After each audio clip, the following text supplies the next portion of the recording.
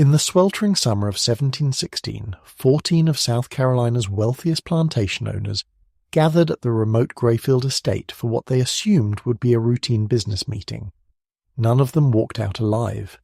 3 days later, authorities stumbled upon a scene that defied all explanation. Inside Greyfield's grand kitchen, they found charred human remains arranged in a perfect circle around a massive coal-burning furnace. The heat had been so intense that iron pots had warped, and even silverware had melted into the stone floor. The victims' hands were tightly bound with heavy iron shackles, and their mouths were grotesquely stuffed with raw cotton, an eerie symbolic justice, forcing them to choke on the very crop that had made them rich. No obvious perpetrator was found at the scene. In fact, the only person unaccounted for on the estate was a house slave named Espiranza de Lima. By the time help arrived, Espiranza had vanished without a trace. Some whispered that they saw her footprints leading deep into the surrounding cypress swamps, but search parties and hounds found nothing.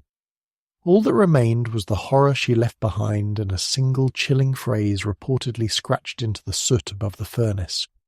Justice burns slower than coal, but it burns complete. Colonial records of this incident were immediately sealed by order of Governor Robert Johnson. This Greyfield Massacre, as it would later be called, was covered up and buried in Charleston's archives for over 2 centuries. The plantation elite wanted the story erased, for it was a tale of vengeance so methodical, so brutal, that it shook the very foundations of their world. Tonight, we will uncover the terrifying truth behind the Greyfield Massacre, a story of cruelty and retribution that forever changed how an entire colony lived in fear of those they once enslaved. Before we continue with the saga of Espiranza de Lima, the slave woman who rewrote the very rules of revenge, I need you to do something for me. Hit that subscribe button and ring the notification bell so you won't miss any of our weekly dives into America's darkest secrets. And while you're at it, let me know in the comments what state or country you're listening from. Who knows? There might be dark historical secrets hiding in your own backyard. Now, let's step back in time to the early 1700s and discover how a woman who was once considered nothing more than someone's property orchestrated one of the most calculated acts of revenge in colonial American history. The year is 1701 in the bustling port city of Charleston, South Carolina. The Carolina colony is booming, its wealth built on the backs of enslaved Africans forced to labor in the sprawling rice plantations of the coastal lowlands. Among the most prosperous of these planters is Edmund Greyfield, a second-generation colonist whose family had carved out a 3,000-acre empire from mosquito-infested swamps north of the Ashley River. Greyfield's estate, known simply as Greyfield Plantation, was infamous even then. Other enslaved people whispered that being sent to Greyfield was a death sentence. Slaves sent there, they said, either perish within a year or survive only by becoming a hollow shell of who they once were. Edmund Greyfield was a man of particular cruelty, even by the brutal standards of his era. Standing over 6 feet tall with icy pale blue eyes, he had a demeanour that could cow even other white men. Greyfield delighted in breaking the will of those he enslaved, pushing them past physical and mental limits. It was said he treated his human chattel worse than livestock, because livestock were at least fed and cared for to preserve their value, whereas Greyfield seemed to derive pleasure from sheer domination, even if it meant destroying his own property. In September of 1701, a Portuguese slave ship called the Santa Maria docked in Charleston Harbour, carrying a cargo of 180 human souls taken from the western coast of Africa. Among them was a young woman, perhaps 20 years old. At auction, Edmund Greyfield purchased her for the considerable sum of 40 sterling, a reflection of her youth and apparent health. He gave her the name Espiranza de Lima, likely because the slavers noted she spoke Portuguese, the language of her captors, and perhaps came through a port in Lima, though the name Espiranza, a twist on Esperanza meaning hope, was cruelly ironic in the circumstances of her bondage. To the slave traders and planters, there was nothing obviously extraordinary about Esperanza on the surface. She was of average height and build, with deep, intelligent dark eyes. The only unusual features were the intricate patterns of tribal scarification on her shoulders and back, markings her new owners could not read, but which in her homeland identified her as the daughter of a powerful chieftain. In her village, Espiranza had been a princess, raised with education in strategy, negotiation, and even the spiritual herbal law that Europeans derisively dismissed as witchcraft. She had watched her world come crashing down when Portuguese raiders massacred her people, murdered her father, and chained her surviving kin in the filthy holds of a slave ship. From that moment, a flame of righteous hatred burned within her. In her mind, every white face was connected to that original sin, each one a thread in the tapestry of pain that destroyed her life. Greyfield had specific plans for his expensive new purchase. His previous house slave, an older woman named Sarah, had recently died under mysterious circumstances. Every slave on the plantation knew Sarah had been beaten to death for the minor crime of accidentally spilling wine on Greyfield's imported English carpet. Now Greyfield needed a replacement to serve in his manor house, cooking, cleaning, and silently attending to the needs of Greyfield and his guests. Espiranza was moved into the Greyfield mansion, where the young woman began a new life of servitude under the same roof as the man who owned her. What no one realized was that Espiranza de Lima was beginning a patient campaign that would last a decade and a half.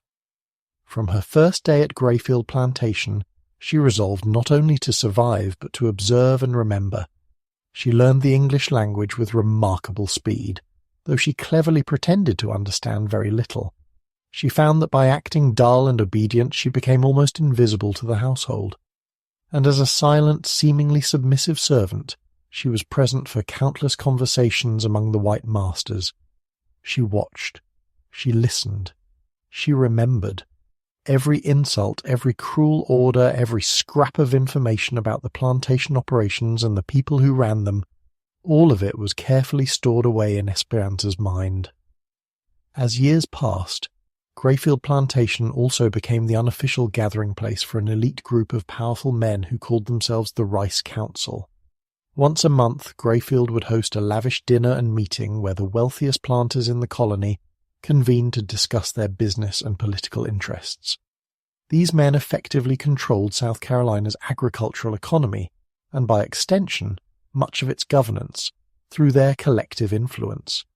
They saw themselves as untouchable kings of their own domains, answerable to no one but the British Crown, and even that only when convenient. To Espiranza, however, they were something else, a rogues' gallery of tormentors, each one responsible for unimaginable suffering. Over 15 years serving at Edmund Greyfield's side, she came to know the faces and voices of these 14 men very well. They spoke freely in front of her as if she were a piece of furniture, discussing how to squeeze more profit from enslaved labour, how to punish disobedience, how to lobby the colonial government for laws that favoured their interests. By simply clearing plates and refilling glasses, Espiranza became the unseen witness to all their secrets. Who were these men that dined so comfortably while plotting cruelty and exploitation? Let's briefly meet the key members of this Rice Council, for it was these very men who would all perish together in that Greyfield kitchen in 1716. Edmund Greyfield, the host and unofficial leader of the council. His plantation was one of the largest, and his reputation for brutality was second to none. Greyfield prided himself on his efficient discipline, and often boasted about how quickly he could break a new slave's spirit. William Peaton, owner of the most productive rice plantation in the colony. Peaton was obsessed with maximizing crop yields. He treated enslaved workers as replaceable cogs in a money-making machine. He had begun experimenting with what he called incentive-based management, a twisted system of tiny rewards for those who exceeded quotas and vicious punishments for those who fell behind.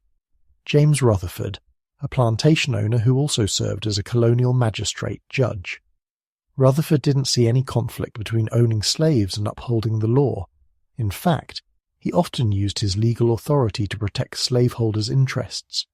He was known to separate families as a form of punishment or control, ordering the sale of a man's wife or child to another estate if the man's work lagged or if he dared misbehave.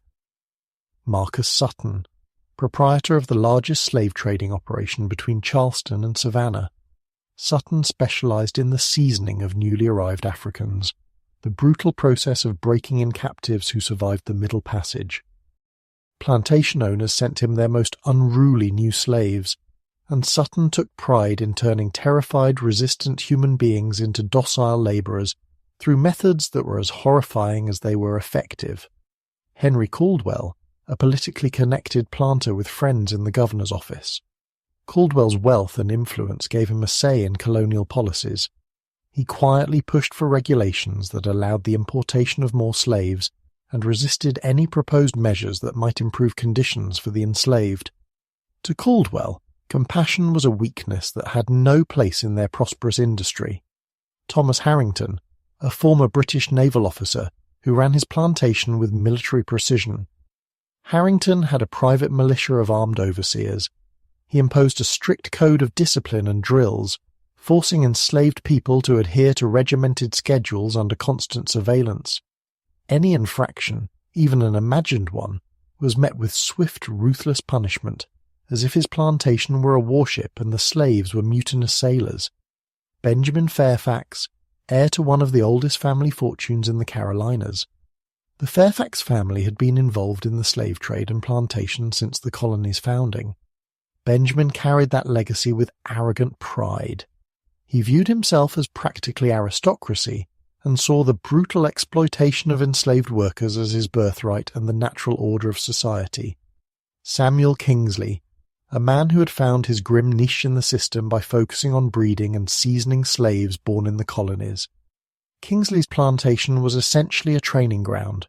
He would take young enslaved people, especially teenagers, and subject them to psychological and physical conditioning to break them early.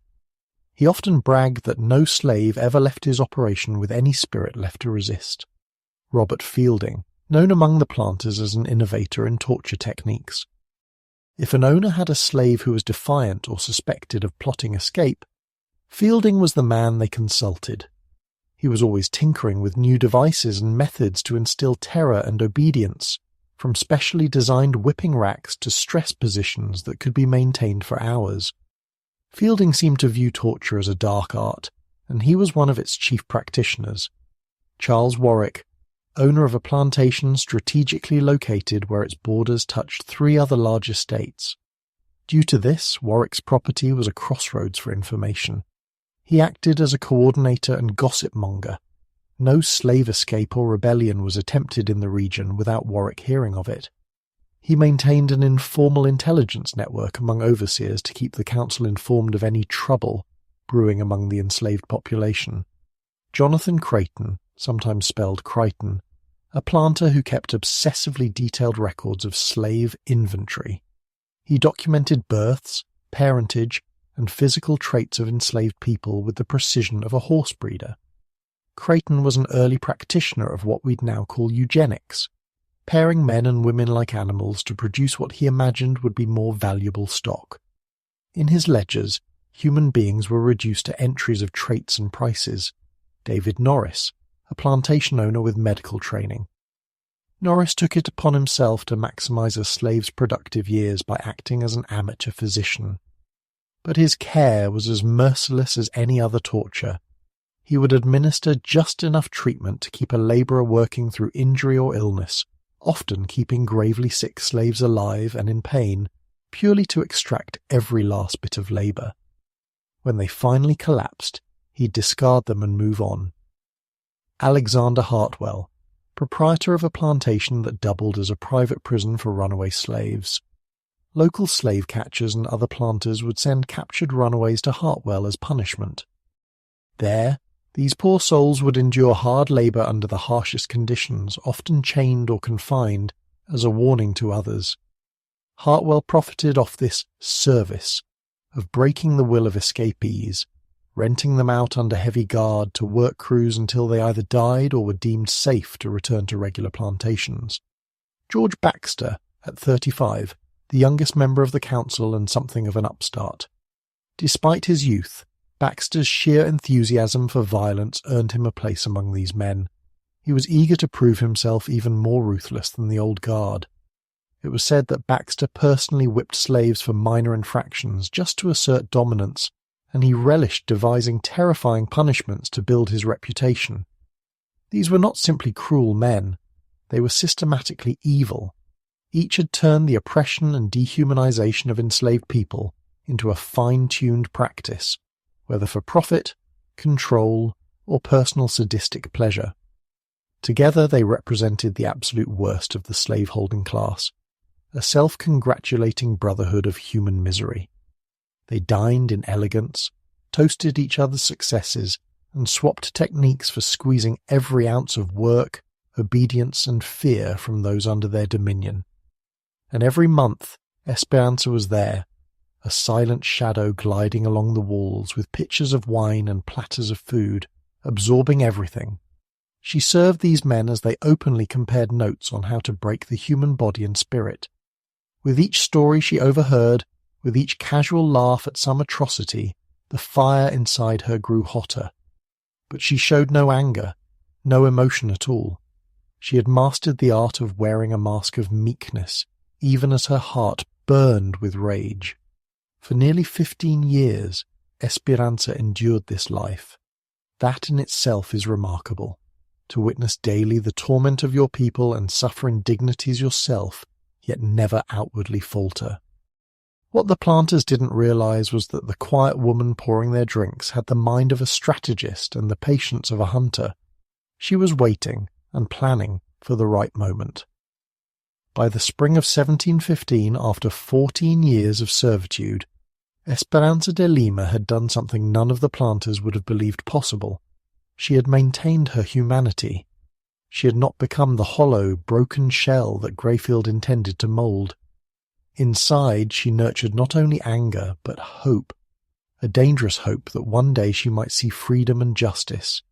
Even more astonishingly, she found love in the midst of hell. There was a young man on a neighbouring plantation that often came to Greyfield's property on loan for labour. In plantation records he was listed simply as Boy Tom, but he told Espiranza his true name, Kwame. Born into slavery in 1693 on the Rutherford plantation, Kwame was around 22 when Espiranza first noticed him from afar. He was tall, strong, and possessed a quiet intelligence that he took great pains to hide from his masters. In secret, Kwame had learned to read English, taught by a sympathetic overseer during his childhood. That overseer had since passed, but the gift of literacy remained. Even more daring, Kwame shared his knowledge with others when he could, teaching a few trusted fellow slaves the basics of reading and numbers during Sunday rest hours or late at night. Espiranza and Kwame's relationship began cautiously, almost imperceptibly. A glance while he repaired a fence near the Greyfield house, a whispered hello in passing. Over time, those brief encounters turned into secret nightly meetings. They chose a spot far from prying eyes, a fallen cypress tree deep in the marshy woods behind the Greyfield rice fields, where the croaking frogs and chirping cicadas masked their low voices. At first they exchanged information, like two members of an underground resistance, which, in truth, they were. Espiranza would relay things she'd overheard, plans of the masters, patrol schedules, talk of new laws or bigger slave shipments. Kwame, for his part, had contacts on other plantations and news of small acts of defiance or opportunities to exploit an overseer's routine. What started as an information trade soon blossomed into genuine affection. They found in each other a kindred spirit, a reminder of the humanity that their oppressors tried so hard to crush. In each clandestine meeting, by the light of the moon and fireflies, their bond grew stronger, a tiny oasis of love and solidarity in a world of cruelty. Together they dared to dream of something more than survival. Over late 1715, Espiranza and Kwame carefully developed what might have been the most ambitious plan of slave resistance in colonial American history to that point.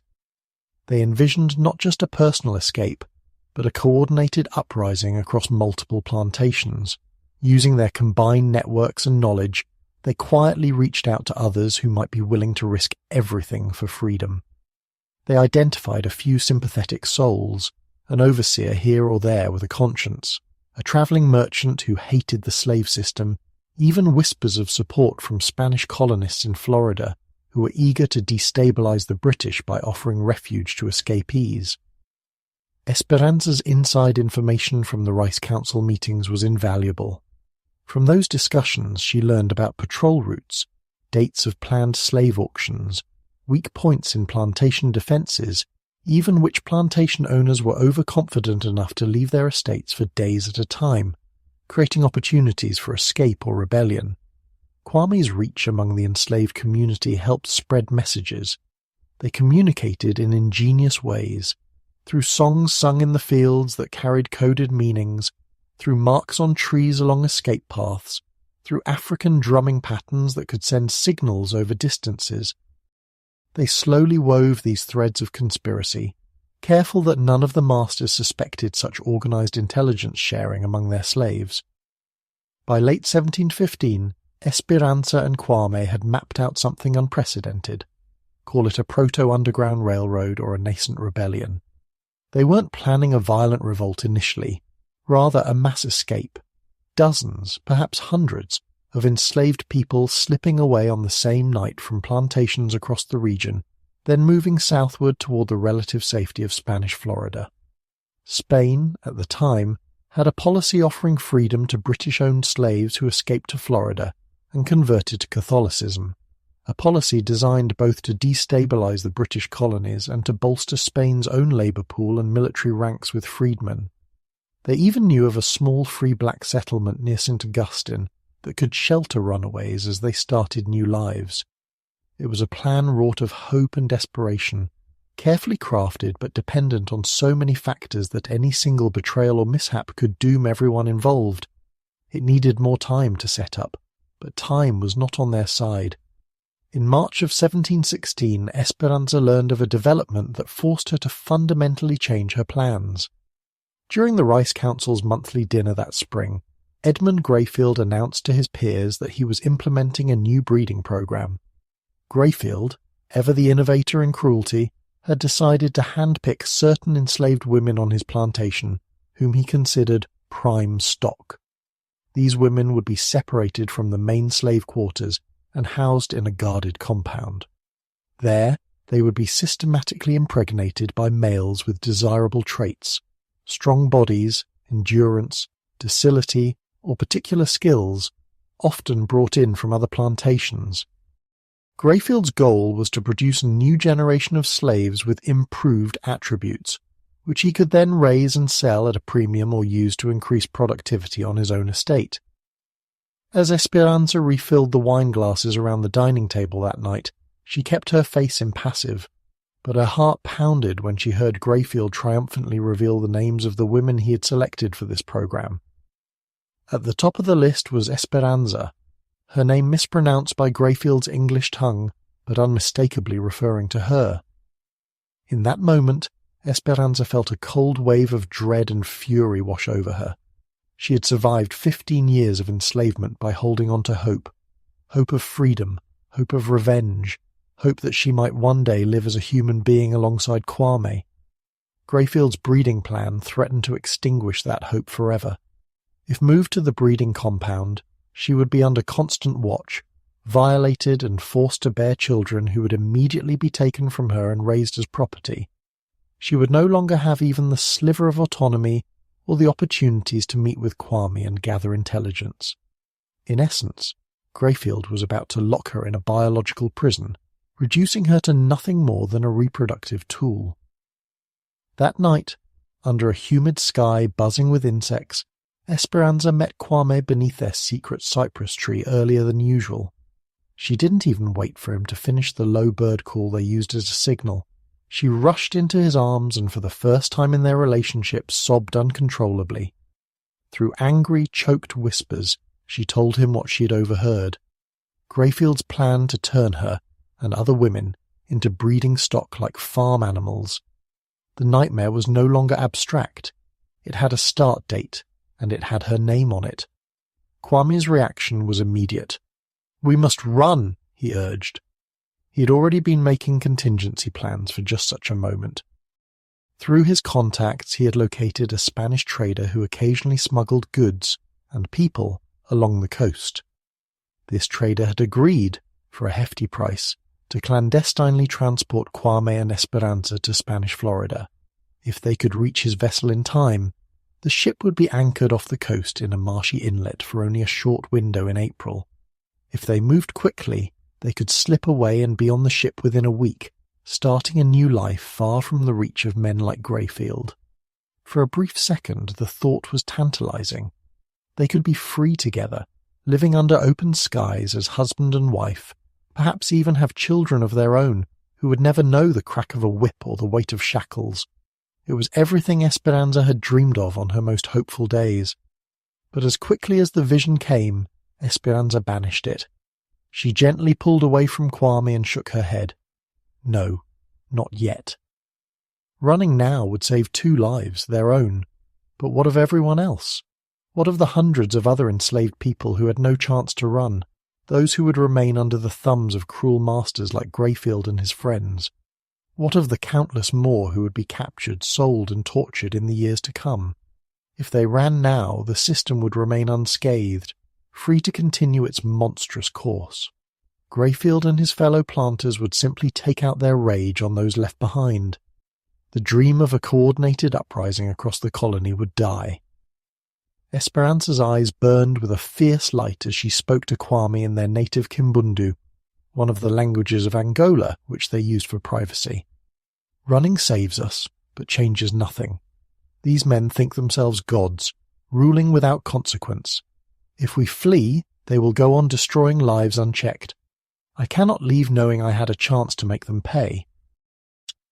She paused, then continued in Portuguese, which they often switched to for nuanced discussion since they both spoke it.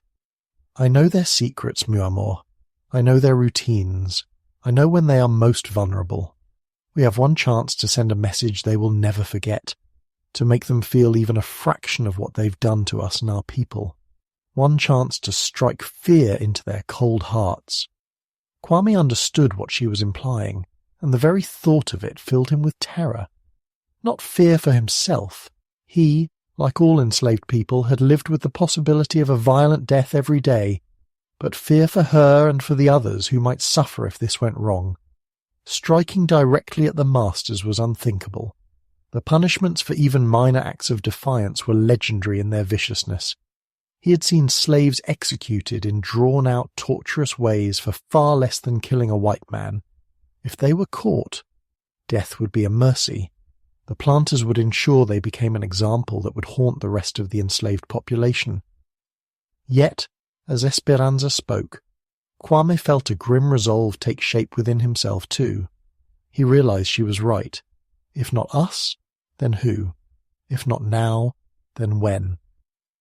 They had spent years preparing for a wide rebellion that now might never come to fruition if Espiranza was locked away.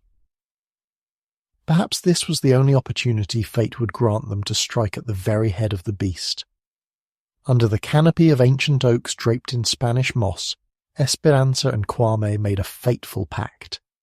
They abandoned the original plan of mass escape. It was too slow, too uncertain, and now impossible with Esperanza's impending sequestration. Instead, they refocused all their efforts on a new goal, the elimination of the entire Rice Council in one decisive blow. It would be an act of revenge so terrifying that it would resonate through the colonies.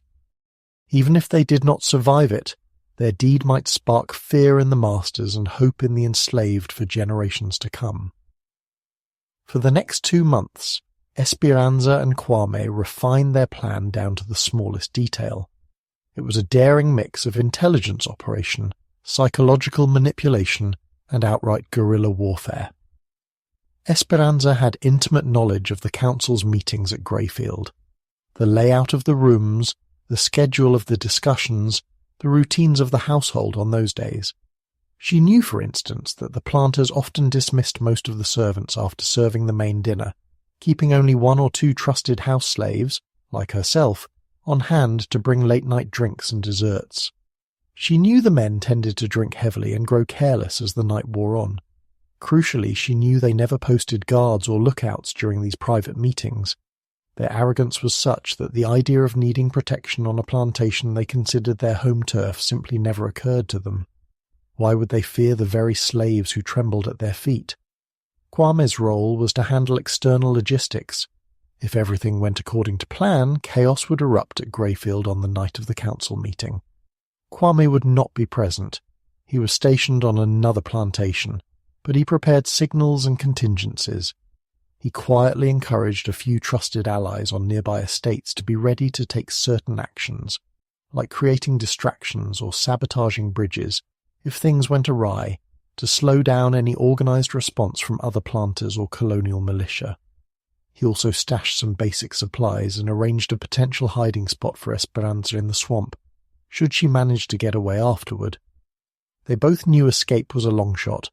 This was likely a suicide mission for Espiranza, but they wanted at least the slimmest chance that she, or perhaps both of them, could slip off into the wetlands and eventually head south to Florida. The keystone of their plan was the element of surprise and the exploitation of the master's own hubris. Espiranza aimed to incapacitate as many of the men as possible before they even realized what was happening, and she had just the method to do it, drawing upon the very witchcraft the whites scoffed at, her knowledge of herbs and poisons. Deep in the pine woods not far from Greyfield grew a plant that indigenous people and enslaved Africans alike knew well. Jimson weed, also called moonflower or devil's snare. In controlled doses it could induce disorientation, hallucinations and deep sleep. Too much could kill.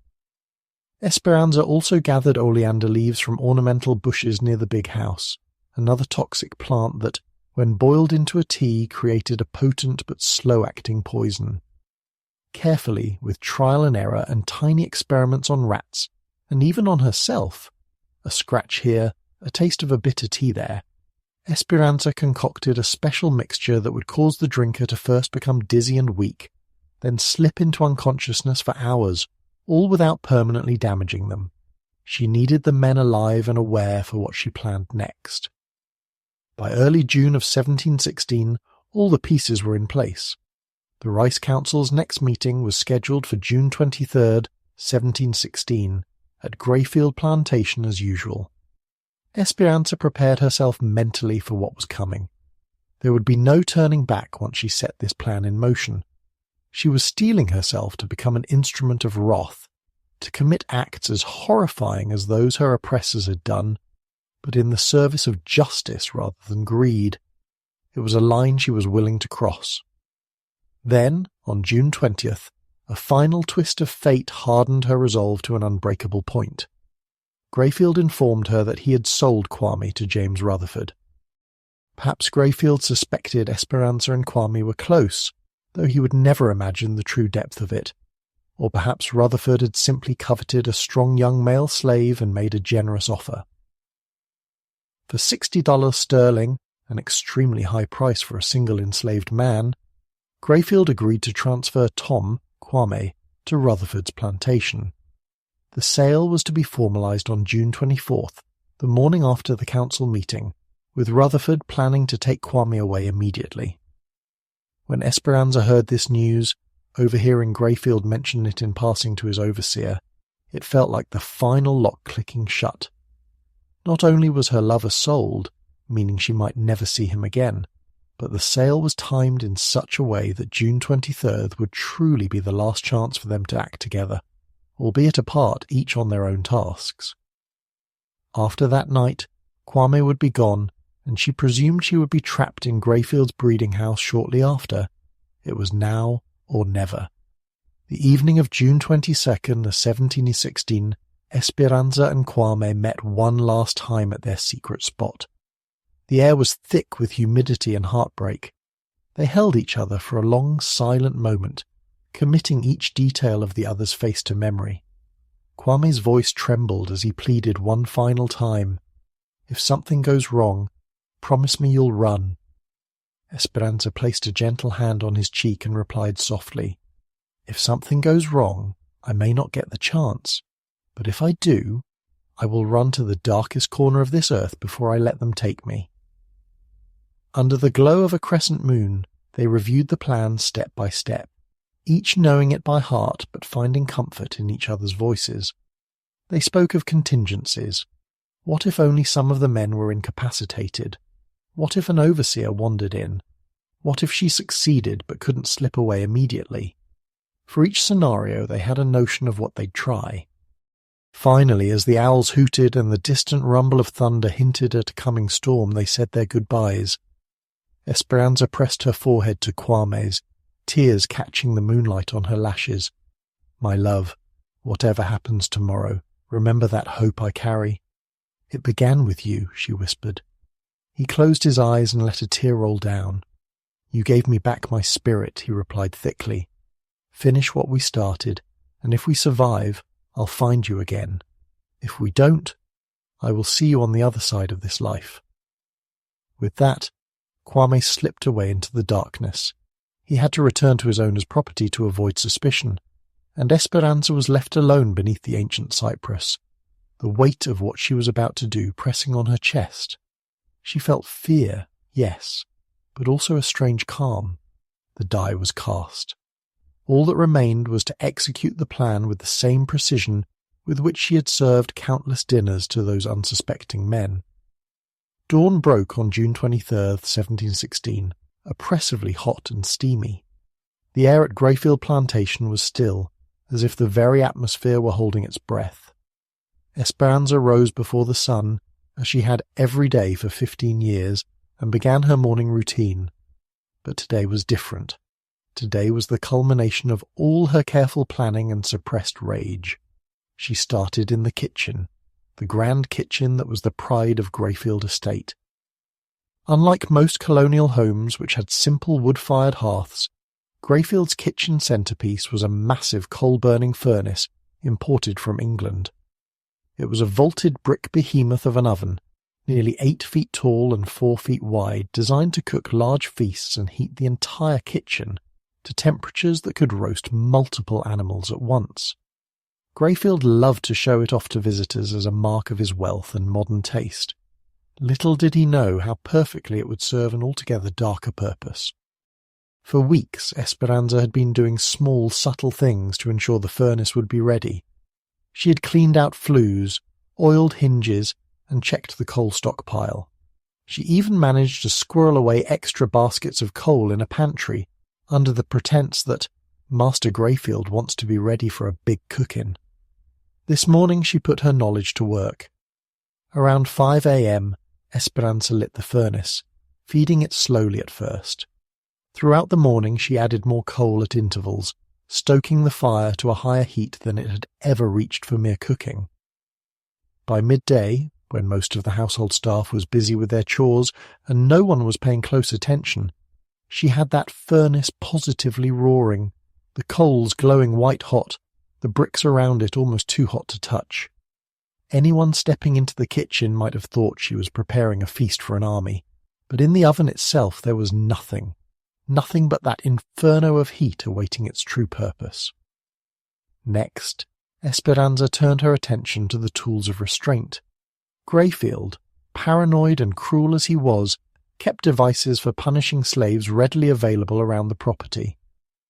Espiranza knew of several sets of iron shackles and chains stored in a locked chest in the pantry.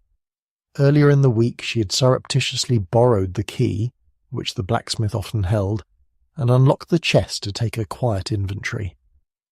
This morning, under the guise of polishing silverware and fetching table linens, she retrieved every shackle, chain, and length of rope she could get her hands on, and strategically placed them throughout the main house where she anticipated they would be needed. A coiled whip and some sturdy ropes were tucked beneath a sideboard in the dining room, well out of sight. A few sets of iron manacles were hidden under a stack of firewood near the main hall fireplace. She hung a couple of nooses and spare chains on hooks inside a storage closet adjoining the kitchen. It wouldn't raise eyebrows there, as sometimes slaves were temporarily chained in that closet awaiting punishment. What none of the other servants realized as they bustled about was that Espiranza was quietly turning the mansion into a giant trap. Throughout the early afternoon, Espiranza also made sure that the other domestic slaves were occupied far from the house during the critical hours to come. She knew Greyfield liked the lawns and gardens to look immaculate when guests arrived, so she convinced the head gardener that the hedges by the riverside of the property desperately needed trimming that day. That assignment conveniently drew away 2 of the household boys who might otherwise have been in and out of the house. She also made sure Greyfield's personal manservant was busy fetching ice and extra wine from the cellar across the grounds during the evening. The less people milling about the house, the better. Ideally, by night's end, only the victims and their executioner, herself, would be present.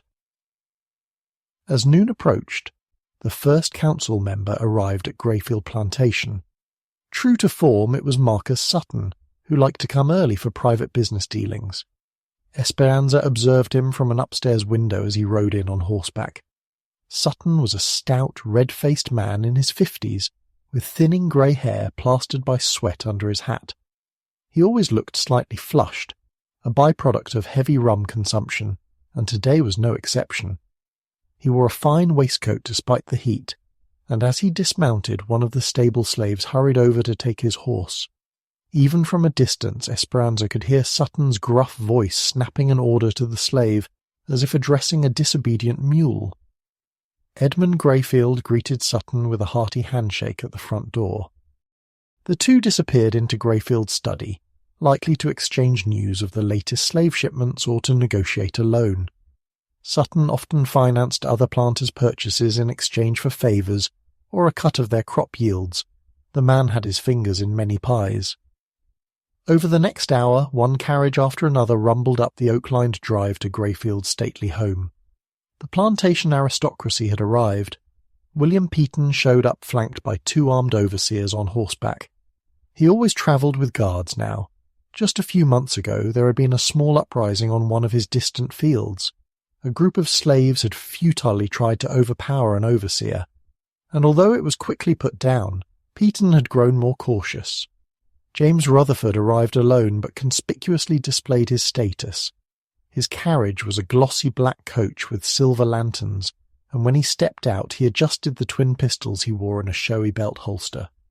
It was fashion among certain planters to carry ornate firearms as symbols of authority, and Rutherford's dual roles as judge and planter gave it double meaning. Henry Caldwell's carriage rolled in next, emblazoned with a family crest. He stepped down, dabbing sweat from his brow with a silk handkerchief. Thomas Harrington arrived on horseback like an officer inspecting troops, complete with a sabre at his side. He barked something at one of Greyfield's servants upon arrival, likely complaining about the heat or the dust on the road.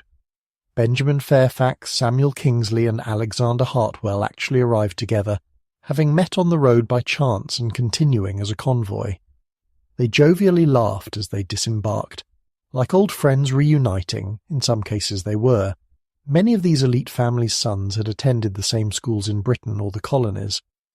Robert Fielding trotted up on a mottled grey mare.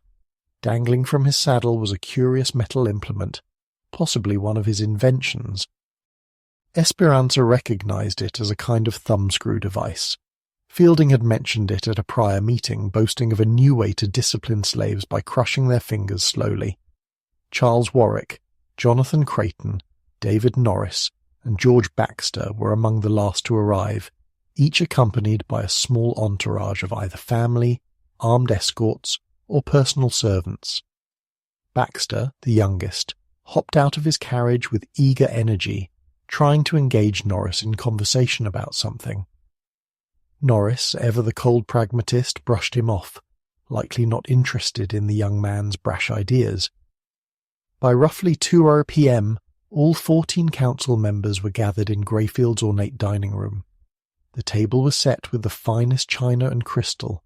Silver candelabras held beeswax candles whose flames fought feebly against the daylight streaming through tall windows. A sumptuous spread of food had been laid out by the kitchen staff under Espiranza's direction. Roasted venison, spiced yams, stewed okra, fresh bread, imported cheeses, and of course plenty of expensive Caribbean rum and French wine. Greyfield spared no expense when hosting his peers, It was both a display of status and practically a way to keep these men convivial and cooperative. Espiranza moved like a ghost among them, topping off glasses, replacing serving dishes, her eyes downcast as protocol demanded.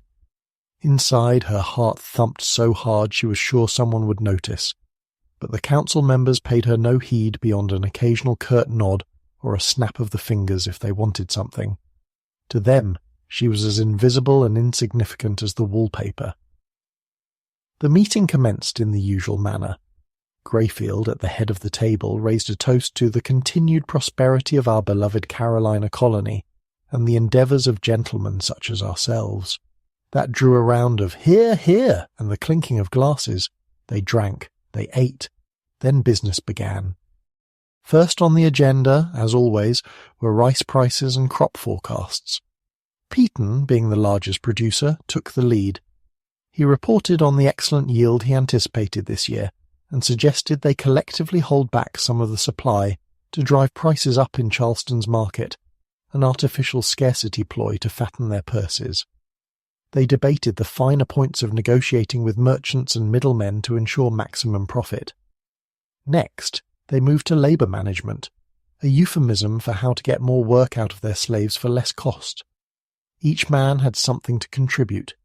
Peaton described his incentive system, smirking as he detailed how a few extra scraps of food or an hour of rest could make slaves compete with each other to meet higher quotas. Meanwhile, those who faltered were whipped and put on half rations. The trick, he explained while cutting his meat, is to dangle hope just within reach and then snatch it away if they disappoint. You'd be amazed how hard a man will push himself if he thinks there's a boiled potato in it for him at day's end. Murmurs of approval and chuckles travelled around the table. Rutherford followed with his method of family separation. Fear of loss is a mighty motivator, he drawled, swirling wine in his goblet. He recounted how one slave's productivity had dropped after the birth of his son. Rutherford promptly sold the infant boy to a trader heading to the West Indies. The father's demeanour changed overnight, he said with a self-satisfied smile. He works like one possessed now. I told him if he does well, maybe I won't sell his wife next. The men roared with laughter as if someone had told a bawdy tavern joke. Harrington added his military perspective. Strict schedules, constant drills and public punishments. I make them watch each flogging, he emphasised. Collective punishment, it builds discipline. They learn that disobedience by one brings pain to all. Peer pressure does the rest. Fielding eagerly described a new torture device, likely the very object he'd brought along. He held it up, a small vice-like gadget. Gentlemen, this little beauty can crush a finger bone to powder with a simple turn of the screw, he announced with pride. You'd be surprised how compliant a man becomes when he's got 9 fingers left and doesn't want to lose another. There were appreciative chuckles and nods, though 1 or 2 men winced at the thought, not out of pity for slaves, but at the vividness of the image. Marcus Sutton bragged about a particularly grisly punishment he had recently refined, the iron cage. He told the group how he'd acquired a metal cage barely large enough to hold a man crouching. Sutton would lock a slave inside and suspend the cage outdoors in the blazing sun without water. They cook slowly like a stew, he said matter-of-factly. It can take days. The heat and thirst do the work. By the end, they're begging for death, and you make sure others are forced to watch. It leaves an impression. Some of the older planters murmured appreciatively. Young Baxter looked positively enthralled, as if he couldn't wait to try it himself. Samuel Kingsley boasted about his latest breeding experiments, discussing enslaved people as if they were livestock. I've started pairing the strongest boys and girls by force. The offspring should fetch high prices. Think of it as creating a superior workhorse, he explained. Kingsley spoke of this endeavour with the cool detachment of a farmer improving a strain of corn, oblivious to the horror inherent in his words. Espiranza endured all of this in silence, performing her duties. Every word was like oil on the fire of her anger, yet she kept her fury banked down, focusing on the steps still to come. Patience, she reminded herself. Patience. After a couple of hours of such discussions and a hearty meal, the formal agenda wound down. The men decided to take their dessert and drinks in Greyfield's study rather than remain in the dining room, seeking a more relaxed atmosphere. This was customary once business was concluded. It signalled a shift into the looser, more candid part of the evening where they gossiped, bragged, and hatched new schemes. Espiranza served them a rich molasses pudding and poured brandy from a crystal decanter for each. Unbeknownst to them, this decanter now held the key to Espiranza's plan. Shortly before bringing it out, she had slipped into the pantry and retrieved a small vial hidden in her apron. As she filled the decanter with fresh brandy from the cask, she carefully emptied the vial's contents into it. The concoction of datura and oleander was nearly tasteless in the strong liquor, perhaps adding only a slight bitter note that would be masked by the brandy's bite. Now in the study, as dusk fell, the council members lounged in leather chairs, their coats and wigs discarded in the heat, their faces shiny with perspiration and drink. The candles cast flickering light, and the room grew hazy with cigar and pipe smoke. The conversation took an even darker turn as the men began to share stories freely, not just about business, but about the depths of their cruelty. It was during this informal, unguarded talk that George Baxter unveiled his new idea with youthful zeal. "Gentlemen," he said, standing up unsteadily with drink in hand, "I have a proposal. The Spaniards in the Caribbean and South America will pay good money for seasoned slaves. I say we pool resources to buy a large ship, fill it with our excess stock, those old Negroes past their prime, or the troublemakers who aren't worth the hassle. We sail them south and sell them off in Cartagena or wherever the market's hot. We turn our waste into gold." For a moment there was silence as the older men exchanged glances. Then James Rutherford let out a low whistle. "Ambitious," he muttered. What followed was a rapid, excited exchange. They discussed logistics, who had contacts with ship captains, legal risks, how to bribe customs officials to look the other way, and most of all the profits. The prospect of squeezing one last bit of money out of those slaves they deemed used up, or troublesome, invigorated them. They were practically salivating at the idea. As Espiranza cleared away the pudding plates, she listened to these men casually plan to uproot hundreds of lives, to send men, women and children to even harsher fates in Spanish silver mines or tropical plantations, all for a few extra coins. They had no hesitation, no moral qualm. If anything, they sounded proud of themselves for thinking of it. For Espiranza, listening in the corner as she pretended to dust a bookshelf, this was the final straw. These men truly had no limit to their greed and cruelty. Not content with working people to death on their own plantations, they were now plotting to profit by selling them into potentially worse conditions far away, simply because they could. Any illusion she might have secretly harboured that, perhaps eventually they'll recognise some boundary of decency was gone. There were no boundaries. Their evil was constrained only by imagination and convenience. In Espiranza's soul something snapped. It was the last barrier of restraint she had cultivated. 15 years of pent-up rage crystallized into an icy focus. The time had come. It was now well into the night. The imported German clock in the hallway chimed 9:45 p.m. The planters were deep into their brandy, likely on their third or fourth glass. None noticed that Espiranza had quietly slipped out of the study a few minutes earlier. She had excused herself under the pretense of fetching more candles or some trivial task. In truth, she was making final preparations. The kitchen was only a short distance down the hall. Espiranza quickly double-checked that the furnace was still blazing hot. It was, the kitchen like a blast furnace itself. Chains and ropes were in their proper places. A few sturdy carving knives lay within reach on a table. All was ready. She allowed herself one deep breath to steady her nerves. Her heart pounded with anticipation and adrenaline, but her mind was clear. Back in the study, the atmosphere was jovial and utterly unworried. Edmund Greyfield leaned back in his chair, a flush on his cheeks.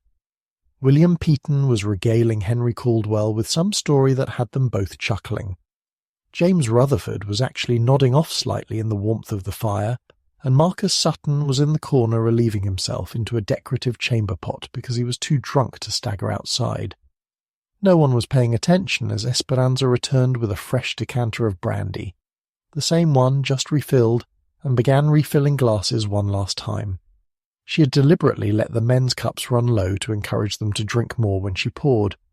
They obligingly did, Greyfield making a toast to Baxter's shrewd business mind, as they all swallowed another mouthful of the tainted liquor. Within minutes the first effects of Espiranza's herbal blend began to manifest. George Baxter, having drunk the most, was the canary in the coal mine. He reached for a deck of playing cards on a side table. He'd suggested some wagering, but fumbled them all over the floor. "Whoops! Must be drunker than I thought," he slurred, blinking slowly. In truth, the room was starting to spin for him. He pressed a hand to his forehead. "Is it hot in here? Or just me?" he mumbled. William Peaton, about to make a quip at Baxter's expense, suddenly felt a surge of nausea. The rich food and alcohol in his stomach curdled. He swallowed hard, face turning a shade of green. I think I need some air," he muttered, trying to stand. But his legs wobbled and he sat back heavily as if dizzy. James Rutherford, who had been half asleep, opened his eyes in confusion. The room seemed out of focus. He tried to speak and found his tongue thick. Marcus Sutton, who was still over by the chamber pot, noticed his own hands trembling as he laced up his trousers, a fine tremor he couldn't stop. Edmund Greyfield was the first to sense that something was terribly wrong. He pushed up from his chair, gripping the edge of the table. "Gentlemen," he said, attempting to sound commanding, but his voice came out slurred. "I believe we may have been—" He didn't finish. His knees buckled, and with a tremendous crash he collapsed face first onto the Persian rug that had cost him more than most free men earned in a year. That sent panic through the room. Charles Warwick, eyes wide, tried to rush to Greyfield's aid, but instead he staggered sideways into a bookshelf, knocking expensive ledgers and knickknacks to the floor. What is?" he mumbled before crumpling. One of the last things some of the men might have seen, as they struggled to remain conscious, was Espiranza standing by the double doors of the study watching them.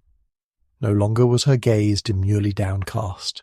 She looked at each of them with a steady, piercing stare, and for the first time they saw not a servant, but a threat in their midst. Henry Caldwell managed to draw a small pocket pistol from his vest, a reflex born of paranoia, but his vision swam and he couldn't aim. His shot went off wildly, the bullet lodging in the ceiling. The flash and bang of the gun momentarily lit the tableau. Men slumped in chairs or on the floor, eyes rolling, Espiranza standing calm and unflinching amidst the chaos. Caldwell's shot was the only one. No guards came running. Greyfield had sent them all off for the night, as usual when entertaining his peers. Outside, the summer crickets chirped, oblivious. Within 20 minutes, all 14 members of the Rice Council lay sprawled on the floor or draped over furniture. Unconscious, or nearly so. The mixture Espiranza used was potent. Some might awaken in a few hours. Others would sleep perhaps until morning. She had dosed it strong for the larger men. There were groans and a few feeble movements. George Baxter vomited on himself and rolled onto his side, out cold. The room smelled of spilt brandy, gunpowder, and fear. Espiranza moved swiftly. She shut the study doors and locked them from the inside with a heavy iron key Greyfield kept on his desk. If someone came knocking, it would buy her time. Then she set to work binding her victims. Working by the flicker of hearth fire and a few remaining candles, she first went to Greyfield. He was the biggest threat if he woke early.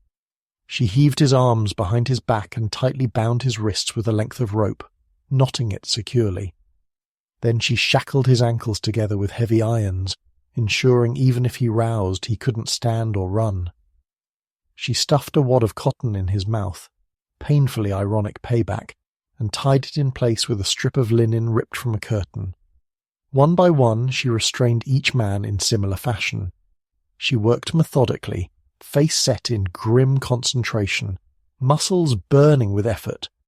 Some of these men were twice her weight. She dragged them across the carpet to position them more easily, using tablecloths or curtains as makeshift sleds. Every so often one would moan or weakly flail an arm, and she'd pause, heart pounding, knife at the ready, but none regained full consciousness. It took her nearly an hour to bind them all hand and foot. They lay scattered around the study like discarded dolls. The next phase was even more laborious, moving them to the kitchen. Espiranza unlocked the study doors and peered into the hallway. Quiet. Most of the household was either asleep in their quarters or out of earshot. Many domestic slaves had small cabins or rooms detached from the main house.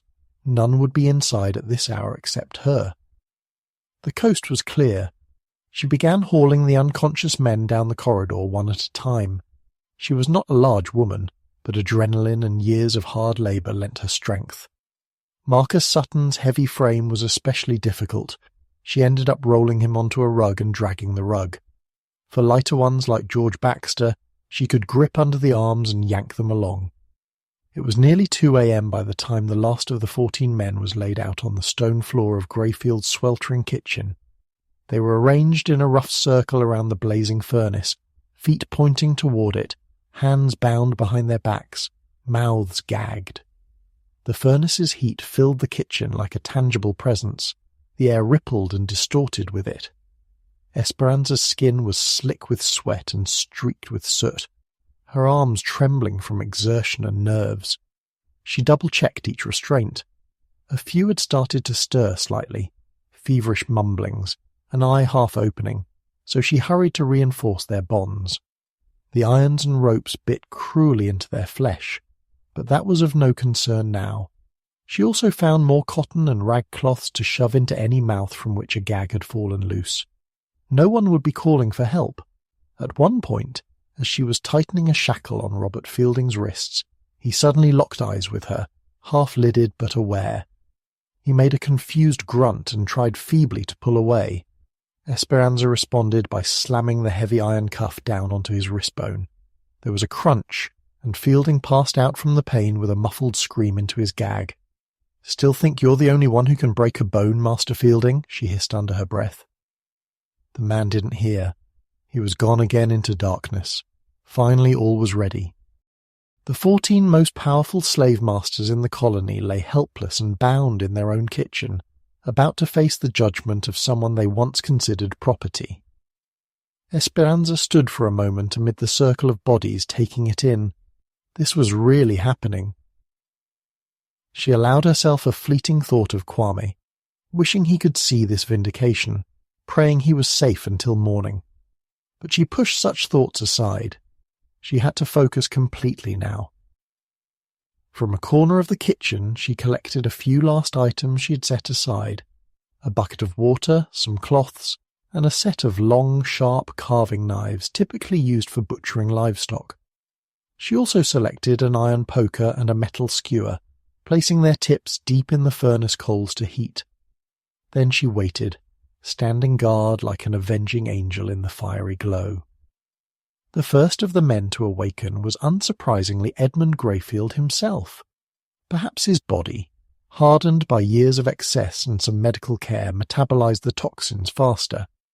Perhaps sheer fury and constitution dragged him back to awareness. He groaned, a low sound of discomfort muffled by the cotton in his mouth. As he opened his eyes, confusion gave way to panic. He found he was lying on the hard kitchen floor. The room was oppressively hot and lit by the hellish orange of the furnace. Greyfield tried to move, but his hands were wrenched behind him, the ropes cutting into his wrists. He managed only a weak kick with his bound legs, heels scraping on stone. One by one, the other council members began to come to as well, as the effects of the sedative wore off in the intense heat. A chorus of muffled cries and grunts soon filled the kitchen. Imagine the scene from their perspective, waking from a drugged stupor into a nightmare. The last they remembered, they were sipping brandy in a comfortable study. Now they were on the floor in what felt like a furnace, indeed it was, bound like common criminals. They were disoriented, dehydrated, and rapidly becoming terrified as their situation dawned on them. To their even greater shock, through the wavering heat-shimmered air, they beheld Espiranza. She was standing calmly just a few feet away, sharpening a large carving knife with slow, deliberate strokes of a whetstone.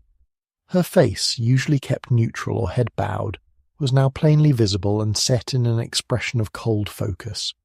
This was a woman transformed. The quiet house slave was gone, and in her place stood a figure of righteous wrath. The men had seen expressions like that before, but only on themselves when dealing out punishment. Espiranza looked up and met the eyes of each conscious man in turn. Some glared at her incredulously, others pleaded through their gaze, others were wild with fear. Greyfield himself locked eyes with her, and a muffled growl issued from his throat, perhaps an attempt at a threat or demand for explanation. She broke the silence with a voice as cool and clear as spring water. "Good morning, gentlemen," Espiranza said softly. "I hope you slept well. We have much to discuss, and I want each of you to be fully awake for it." Several of the men froze in shock at her composure, and the fact she was addressing them in English, and well-spoken English at that. They had rarely heard her speak more than a "yes, massa," with downturned eyes. Now here she was, commanding the room, speaking as their equal, or rather their judge. Marcus Sutton immediately started thrashing against his bonds, screaming curses behind his gag. The words were unintelligible, but the fury was clear. Espiranza stepped toward him, and with almost casual ease kicked him hard in the ribs. A dull crack was heard, one of his ribs giving way, and Sutton's yell turned into a pained wheeze. "Be still," Espiranza said quietly. "You will all have your turn to speak, or scream, soon enough." She began to pace slowly around the circle of men. Despite the stifling heat, she moved with the grace of someone in complete control. Every so often she would stop by one of them, tilt her head, and regard them as if they were a specimen on a dissection table. They flinched or shrank back, as best they could in their bonds, from her gaze. All their lives these men had only ever seen fear in the eyes of slaves. Now the tables were turned. They were the ones trembling. Espiranza started with Marcus Sutton. She knelt beside him. His face was purple with rage and pain, spittle soaking the rag in his mouth. "Mr. Sutton," she addressed him almost courteously, "you specialize in breaking spirits, I hear. You take people who remember freedom, and you strip it away until they accept being animals. You must wonder why your spirit feels so unsteady right now." Sutton's eyes widened as she somehow articulated his deepest fear in that moment. He looked away from her intense stare, only to find himself looking directly at the roaring furnace a few feet from his head. He squeezed his eyes shut. Espiranza stood and moved on.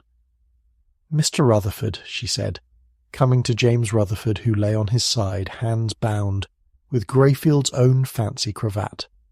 Rutherford had always seen himself as a man of the law, a dispenser of justice as long as that justice served his class. Now fear contorted his patrician face.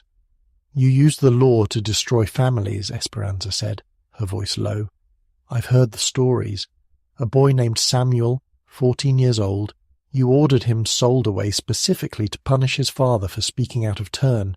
Do you recall? That boy's mother wailed and begged you for mercy until you had her flogged for disturbing the peace." Rutherford's face twitched. He clearly did remember, as a flicker of recognition, or guilt, passed through his eyes. "Who will beg for you, I wonder?" Espiranza finished, then stepped away, leaving the judge to his dread. Next was William Peaton. "Master Peaton," she said, almost in a mockingly deferential tone, "the efficiency expert. You treat hope and pain like tools to get richer. I recall a name, Asher." Peaton's brows furrowed, eyes darting. "She was pregnant when you bought her. You worked her in the fields up to the day she went into labour, and not even an hour after her baby was born you sold that child, didn't you?" Peaton made a choking sound behind his gag, perhaps trying to object, or perhaps the memory hitting him. "Asher couldn't stop crying," Espiranza continued icily, "so you ordered your overseer to whip her for excessive noise. She was still bleeding from childbirth as they lashed her." A tear actually rolled down Peaton's cheek. Whether it was for himself or some fragment of shame, who knows? Esperanza's eyes flashed with contempt. You tell me, did all your wealth buy you a good night's sleep after that? Because I can assure you, Asha did not sleep from the pain until she slept in death. Peyton broke into sobs, the reality and terror finally shattering his arrogance. She moved on relentlessly, giving each man his own personalized hell of memory. Charles Warwick, the spectator of punishments, who treated slave whippings as entertainment. Mr. Warwick, I was there last spring when you paid Master Greyfield £5 for the privilege of whipping a runaway named Thomas. You took your time with those 50 lashes, didn't you? You enjoyed it. I saw you smile with every scream. Tell me, can you even lift your arms now to whip anyone? Warwick shook his head frantically, whether in denial or plea, as tears of fear streamed. Jonathan Creighton, the meticulous record-keeper of human breeding. Mr. Creighton, I suspect even now your mind is calculating odds, trying to figure a way out. You reduce lives to entries in a ledger, so let me give you a final entry. Tonight, 14 masters died because one enslaved woman remembered everything. David Norris, the pseudo-doctor. Espiranza picked up one of Norris's hands. He whimpered, and she examined it like a physician might. How many times did you nurse a slave just enough to force them back to work, Norris? Keeping a man alive and in agony just so he can keep picking cotton until he drops dead in the field? I've learned some of your tricks. Believe me, I'll keep you alive as long as I please today. Norris let out a muffled, panicked squeal and lost control of his bladder. A dark stain spread across his trousers. Alexander Hartwell, the jailer of runaways. All those souls you broke in your private prison. Where are they now, Hartwell? Buried in unmarked graves behind your barn. The spirits of those you tortured are with us tonight. Can you feel them? I hope you made your peace with God, because you will meet those souls soon. Hartwell closed his eyes tight, perhaps praying, but he found no divine intervention here. Finally Esperanza reached Edmund Greyfield, saving her former master for last. She crouched next to him. Greyfield was drenched in sweat, his pale blue eyes glaring pure hatred at her, even as they blinked away stinging salt. Despite everything, there was defiance in him still. Esperanza considered the man who had owned her for 15 long years. She spoke softly, intimately, so only he could hear. And you, Master Greyfield, you could have been different. You had every advantage, education, wealth, power.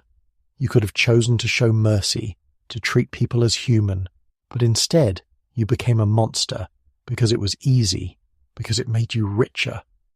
Greyfield growled some obscenity behind the gag, bucking a little against his bonds.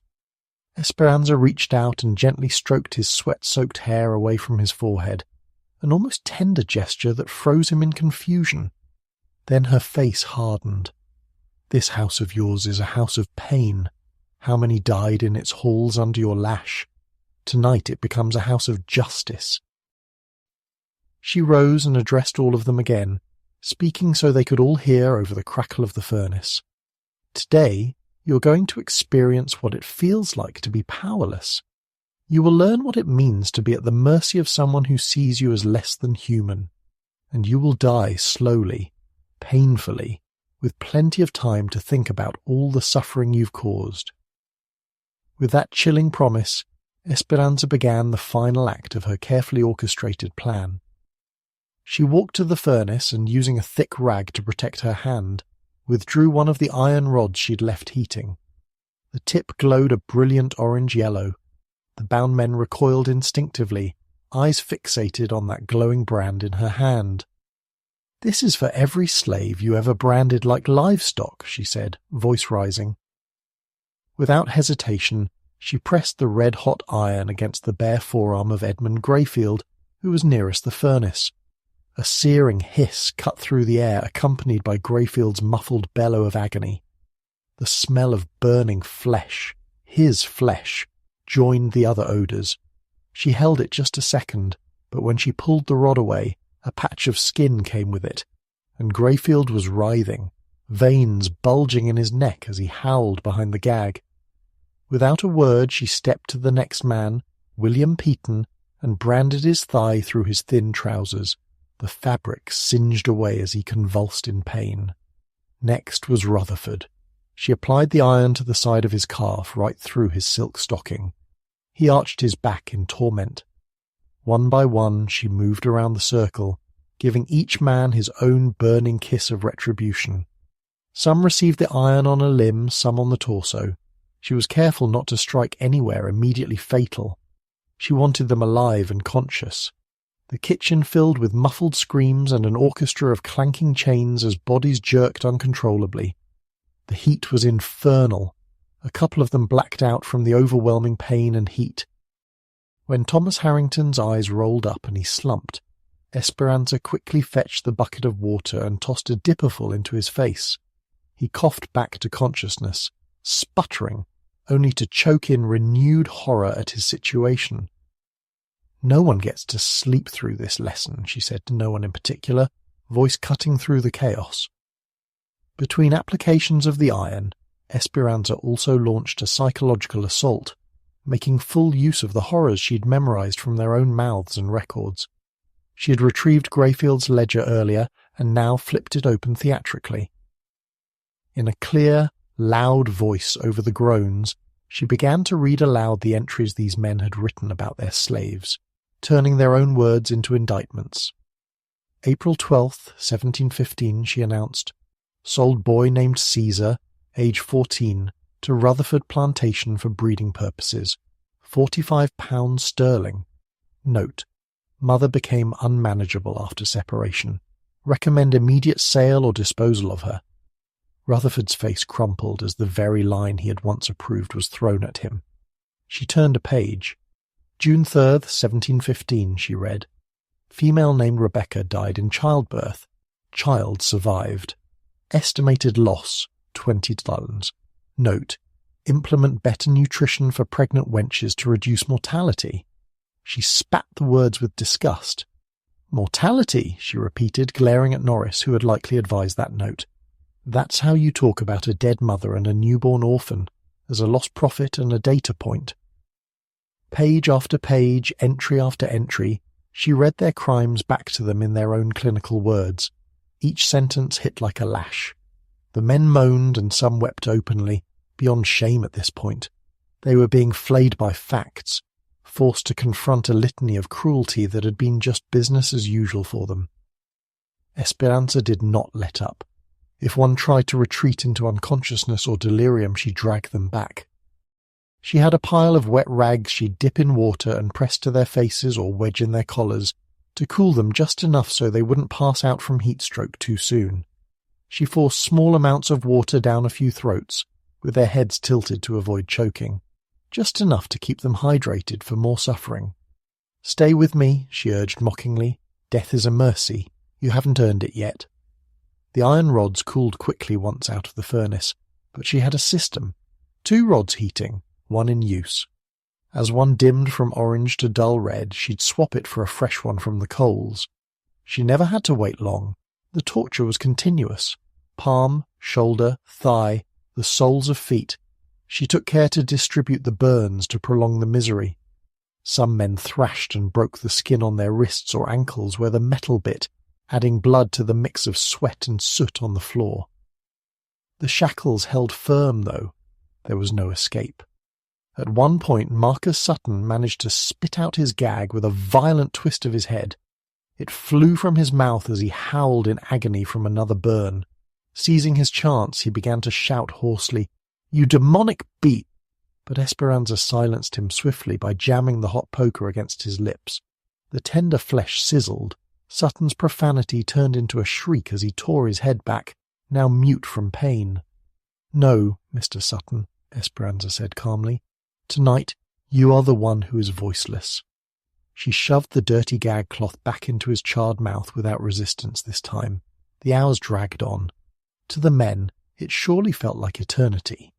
In reality, it was probably only another 2 or 3 hours of active torture, but in the heat and horror, time lost meaning. The kitchen had become a literal hell on earth. Flames and coals, wailing and the stench of burning human flesh.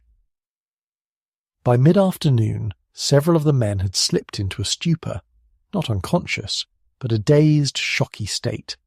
Their bodies were reaching the limit. Skin was scorched and blistered, dehydration extreme. Espiranza recognized the signs of heat stroke in a few: rapid, shallow breathing, the skin gone dry despite the heat, eyes glassy. This would not do. Not yet. They hadn't fully paid.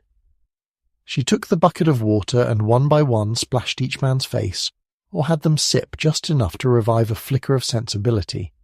She even went to fetch a second bucket from the well outside, the only time she left the building, to have more water on hand. The irony of caring for them in order to hurt them more was not lost on her. Marcus Sutton, especially. She refused to let die early. Each time he seemed about to fade, she'd squat down and whisper, "Remember Thomas in the cage? 3 days he hung there. You will not leave this world before you felt a taste of that." Refueled by vengeance, Espiranza prepared for the final phase. Many of the men had severe burns but were not yet at risk of immediate death. She had been careful. However, they could yet expire from simple overheating or heart failure if she dragged this out too much longer. It was late afternoon now. The sun's rays angling through the high windows told her that evening would come within a few hours. She intended for none of them to see that sunset as living men. She took several iron hooks and tools normally used for handling pots and attached them to chains, then used these to drag some of the men even closer to the furnace. She rearranged the circle, pulling bodies nearer to the gaping, coal-filled maw where the heat was most intense. A couple of them weakly resisted. Jonathan Creighton feebly tried to scoot back, moaning in terror, but he had no strength left. She positioned him so his feet were practically in the open furnace door. The leather of his shoes began to smoke and he yelped, thrashing until one shoe fell off, revealing already blistering skin. Espiranza did the same with Fielding, Hartwell and Baxter on the opposite side. This was an infernal punishment borrowed from Marcus Sutton's own repertoire, to cook them alive slowly. They would feel their skin blister and crack, the moisture drawn out of their bodies, the lungs seared by each breath of superheated air. And they would remain conscious just long enough to fully grasp their doom. As she worked, Espiranza continued her litany of condemnation, like a preacher giving a sermon over damned souls. "Mr. Sutton, how does it feel? You once said fear is what keeps slaves in line. Are you afraid now? If not, I can turn the heat up more. Mr. Baxter, you wanted to become famous for being cruel. Congratulations. After tonight, your name will be remembered not as a master, but as a victim, the one who got outsmarted by the very people he thought so inferior." "Mr. Greyfield," she said, almost gently, as he was now nearest the flames, barely conscious but still glaring hatred when he could. "Look around at your fine kitchen. Isn't it grand? This furnace of yours can melt silver. It's certainly hot enough to cook human flesh. You always liked to boast about it, that no other plantation had such an advanced oven. In a way, you chose the instrument of your destruction. Pride truly goeth before a fall." As the sun dipped and the kitchen grew dimmer, aside from the hellish glow of coals, one by one the men began to reach their absolute limit. Charles Warwick had gone silent, his eyes open but unseeing, perhaps dead from shock or simply insensate. Robert Fielding was babbling behind his gag, tears streaming, maybe praying or delirious. Henry Caldwell, one of the older men, was slumped at an unnatural angle, likely having succumbed already to a heart attack or stroke. Espiranza checked each swiftly. A couple had weak pulses but were on the brink. She was honestly impressed most had lasted this long. Finally, only Edmund Greyfield remained reasonably lucid, perhaps through sheer obstinate will. He had watched each of his comrades fall into silence one by one. Now he was alone with Espiranza in the sense of being the last conscious witness. She knelt beside him as he lay propped against the furnace, the skin of his cheek practically scorching on the hot brick. Where it touched, it sizzled. Greyfield's once imposing face was a mask of agony, yet he summoned a final effort of defiance. The gag had slipped from his mouth during one of his last convulsions, and with a voice cracked and raw he begged. The great Edmund Greyfield begged. Please, I can give you anything. Money. Your freedom.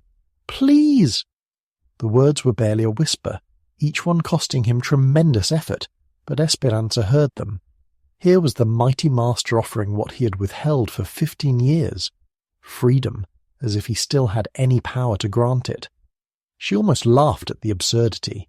Instead, she leaned in so close that her face was inches from his.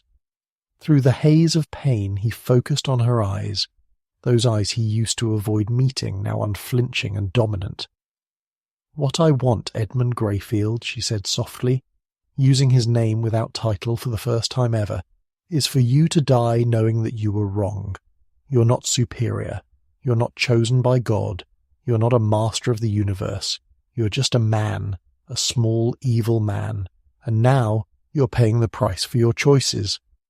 Greyfield made a strangled sound. Whether a sob or a final curse, it was impossible to tell. His body began to shudder violently, whether from emotion or the final throes of life leaving him. Espiranza felt a strange calm wash over her.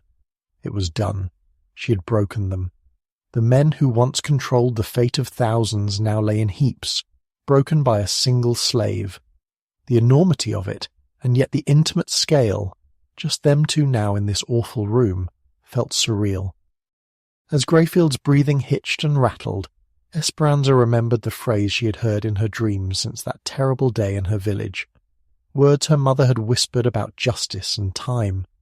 She leaned close to Greyfield's ear and murmured, "Justiça queima lenta, mas queima por completo." He did not understand the Portuguese, so she translated softly, "Justice burns slow, Greyfield, but it burns completely." With that, Edmund Greyfield died, the last of the council to expire. His body slumped, finally still. The only sounds now were the roar of the fire and Espiranza's own ragged breathing. She rose unsteadily to her feet. Her task was finished, but she could not rest. Smoke was beginning to accumulate. Some fabrics had caught fire on a couple of corpses that were too near the coals. The heat was still unbearable. If she stayed here, she might yet perish from it or be caught when others inevitably discovered the scene. Espiranza surveyed the carnage one more time, as if etching it into her memory. Charred, bloody, lifeless bodies, the powerful reduced to pitiful remains.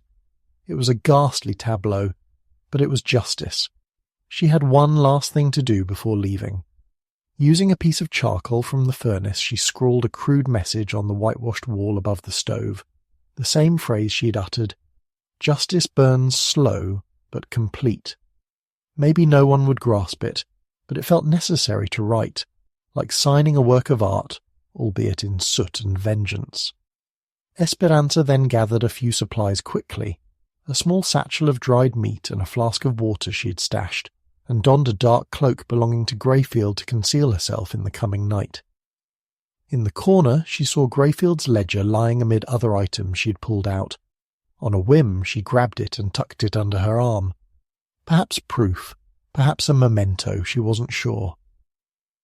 Before exiting the kitchen, she looked back one final time at the circle of dead men. Her eyes fell on Greyfield's corpse, and she thought of the countless lives bettered by his absence. Then she stepped out into the pre-dawn darkness. Outside, the sky was just beginning to lighten with the approach of dawn on June 24th, 1716. Birds were chirping the innocent songs of morning. Espiranza felt a sudden overwhelming sensation. Not triumph, not yet. It was urgency. She had to disappear now. She made her way silently across the yard. The estate was still quiet. The rooster hadn't even crowed yet. Slipping by the slave quarters, she considered alerting some of the others, perhaps to flee with her, but that risked the news spreading prematurely. No, she must go alone for now. She left Greyfield's front gate open behind her, a gate that slaves were never meant to use, and headed for the woods. There was a patch of swampy forest not far west of Greyfield Plantation, where the ground grew wet and cypresses rose tall. Espiranza plunged into this swamp, her feet sinking in mud, leaving a trail of footprints in soft earth and shallow water. She didn't care. The coming confusion would be enough to hamper trackers. And she had something else on her side. Fear. She disappeared among the twisted trees draped with Spanish moss just as the first cries of alarm rang out back at the plantation. A house slave had discovered the grisly scene in the kitchen and raised the hue and cry. Lantern lights and shouts began to flicker and echo behind her. But Espiranza did not look back. In the immediate aftermath of the Greyfield Massacre, chaos and terror gripped the white planter community of South Carolina. When the sun rose on June 24th, the magnitude of what had occurred became clear. 14 of the colony's most powerful slaveholders lay dead, brutally executed. The surviving slaves on Greyfield Plantation were the first witnesses. Their masters were gone, their bodies charred and mutilated in the kitchen that had so often been a site of their own toil and torment. Word spread among the enslaved like wildfire, disbelief mixing with awe and a strange, fearful elation. Could it be true? Had one of their own done this? As soon as officials and neighbouring planters learned of the massacre, shock and panic set in. Governor Robert Johnson and his colonial council realised at once that this was no ordinary crime. It was an assault on the entire slaveholding system. If one slave woman could annihilate so many masters in one blow, what did that mean for the security of every planter sleeping in his bed at night? They convened an emergency meeting in Charleston within days. After heated debate, they agreed the news had to be tightly controlled. An official cover story was concocted. The Greyfield estate had suffered a tragic accidental fire during a gathering. Perhaps a lamp had been knocked over, or some kitchen mishap occurred, causing an explosion. They hinted at stored gunpowder or the like. The resulting blaze, they would claim, killed all in attendance.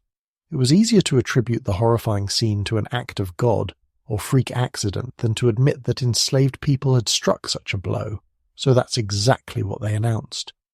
Newspapers and broadsheets, few as they were in 1716, reported a dreadful fire at Greyfield that claimed the lives of the esteemed Mr. Greyfield and his guests. Publicly, there was mourning and talk of building a memorial. Privately, of course, no one who saw the kitchen carnage believed for a second that it was an accident.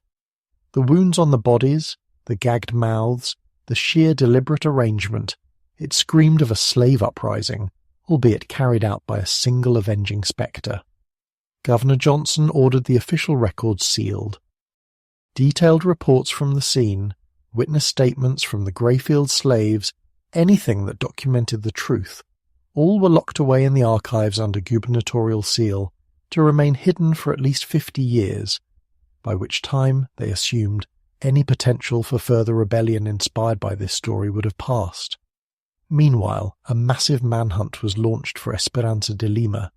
Every colonial militia unit, every patrol, and every bounty hunter was put on notice. They spread descriptions of her. Around 35 years old, Angolan tribal markings, speaks English and Portuguese, believed to be extremely dangerous. Some in authority couldn't fathom that she had truly acted mostly alone. They suspected a larger conspiracy, that maybe dozens of slaves had planned this or that she had accomplices who helped then vanished. Therefore, suspicion fell on enslaved people across the region. Innocent slaves on other plantations were interrogated, some brutally, for any hint that they knew of a plot. None did. Espiranza and Kwame's wider plan had never been shared beyond a tight circle, and those few in the know were either dead, Kwame's whereabouts were unknown after he was sold, or too careful to be caught. The planters were in a state of absolute terror. Many had truly believed slaves were too cowed, too inferior to organize such violence. That illusion was shattered. Plantation houses became armed camps. Masters who used to sleep soundly behind open windows now barricaded their doors at night and kept pistols under their pillows. They rotated night watches among trusted overseers and sometimes even slept in different locations unpredictably to avoid presenting an easy target. New laws and edicts came swiftly. Slaves were forbidden from leaving their plantations without white supervision. Punishments for any kind of disobedience were intensified to serve as deterrents, and there was talk of requiring nightly curfews and checks in slave quarters. It became illegal for slaves to possess even ordinary kitchen knives without oversight. The Carolina Assembly even considered a law banning the education of slaves. Some suspected Espiranza's ability to speak multiple languages and perhaps read had enabled her plotting. In quiet corners, some white colonists whispered fantastical theories, that Espiranza wasn't human at all but a demon or a witch. How else could a lone woman do what she did? These whispers were fueled partly by fear and partly by the fragments of truth that slipped out. For despite the official cover-up, rumours spread uncontrollably. Quietly, in the dead of night, the story of Greyfield trickled out among the enslaved population. The authorities might have silenced the newspapers, but they could not stop the slaves from talking. In hushed voices in the quarters, in covert meetings in the woods, the tale was told and retold. A slave woman at Greyfield killed all the masters. Each telling took on its own embellishments. Some had her leading an army of escaped slaves, others said she called down spirits or had magical powers, but the core was the same. Masters had died and a slave had done it. For the enslaved, this was unprecedented and electrifying. It was as if an impossible weight had been lifted, if only a little. The masters were not gods. They could bleed. They could be outsmarted. They could even be killed. This knowledge spread like a psychic wildfire. On plantations across the Low Country, subtle acts of resistance increased. Fires broke out in 3 different plantation barns over the next month. Accidental, said the overseers, but the timing was suspicious. Tools turned up broken or missing more often. Valuable ploughs or gins mysteriously fell apart. Poisonings were whispered about. A pig that died after eating table scraps, perhaps laced with oleander. An overseer who fell violently ill after drinking from a shared ladle. Maybe datura slipped into the water bucket. None of these incidents were definitively traced to slaves, but the pattern was alarming to the masters. It felt like the entire enslaved population had suddenly become bold, mischievous, harder to control. Some slaves who had previously been complacent began to test boundaries. They'd take a bit longer to fulfill an order, or look a master in the eye with a hint of defiance. It was nothing overt enough to warrant immediate execution, but collectively it unnerved the white owners. It was as if a veil of unquestioning fear had been lifted off the slaves' faces. Of course, the immediate response by many slaveholders was to crack down even harder. Whippings increased tenfold. Minor infringements that might have been ignored before were now grounds for severe punishment, as masters tried desperately to terrify their slaves into submission once more. But that strategy backfired as often as it worked. The slaves had a martyr and a hero now. Even if they couldn't say her name aloud in public, among themselves they did. Espiranza de Lima became a legend. In some quarters they called her the Swamp Ghost, believing she had escaped into the marsh and turned into a spirit to avoid capture. Some said she was protected by African gods or had used the old magic from her homeland. The more superstitious claimed she could shapeshift into an alligator or bird to elude the white patrols, and indeed, those patrols never did find her. Search parties combed the swamps for weeks. They did find occasional traces, a piece of cloth caught on a branch that might have been from her dress, footprints leading to a creek. At one point, hounds followed a trail to a muddy bank where they found the remains of a campfire and footprints around it, as if someone had rested there. But it seems Espiranza either perished in the swamp's hazards, alligators, snakes, exposure, or successfully slipped away further south. Either way, the inability to capture her only heightened her legend. Among slaves, it was proof that God or fate was on her side. Among fearful whites, it was a nightmare. The idea of this avenging woman possibly still alive, plotting more destruction. Interestingly, not all white planters responded with brutality. A few of the shrewder or more timid ones took a different lesson. they became less harsh, hoping to appease their human property enough that none would ever do what Espiranza did. On some plantations, rations quietly improved, work hours were modestly shortened, random punishments were toned down, all unofficially, of course, as these masters would never publicly credit it to fear. But the slaves noticed. They had forced a grudging respect through fear.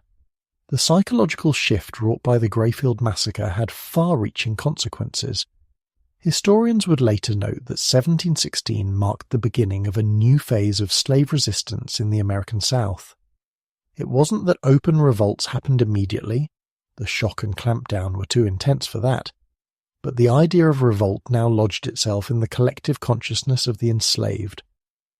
Over the next 2 decades, this idea quietly took root. The story of Espiranza de Lima was told and retold in different forms from South Carolina down to Georgia and up to Virginia. While no uprising matched her singular act for some time, there were smaller flare-ups. In 1720, on a rice plantation near Beaufort, a group of 5 slaves attempted to poison their master's dinner. They were caught and executed, but whispers said they had been directly inspired by hearing about Greyfield. In 1733, in Savannah, a newer colony by then, a slave blacksmith was found to have forged dozens of crude knives and swords and distributed them among slaves on various farms, an intended rebellion foiled by a tip-off. During interrogation, he allegedly said he wanted to do like that woman in Carolina did. The colonial authorities, of course, did their best to suppress such talk.